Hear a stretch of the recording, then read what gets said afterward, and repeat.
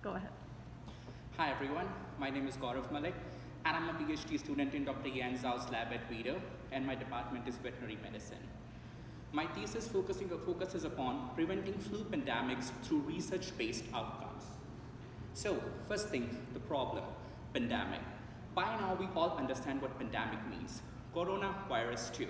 But let's not forget about those deadly flu pandemics in the world history. The 1918 Spanish flu killing 500 million people, 1/3 of the world population.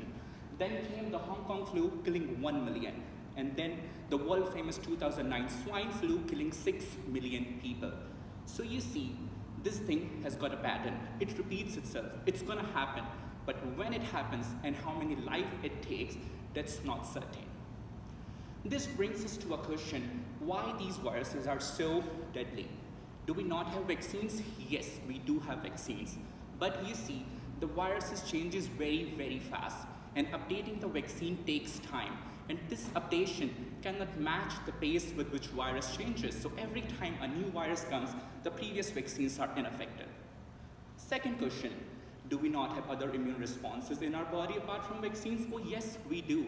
But you see, the viruses blocks these immune responses. The viruses have proteins which blocks these immune responses. And as a result of all this, what we are left with is a pandemic, like which we are in right now. Therein comes my research.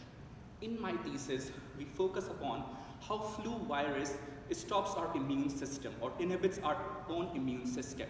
And here we discovered a new host protein, a protein in our body known as DUS11. And we found out that this protein interacts with a viral protein known as NP, which eventually blocks our own immune response against the virus, which means our cell dies.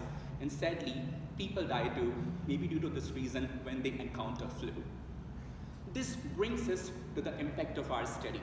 So right now, we are in the stage of designing small drug molecules which would prevent this interaction between our protein DUS11 and the virus protein NP.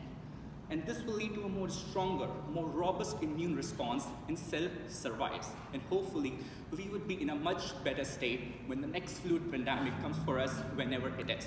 Thank you for listening. Thank you so much.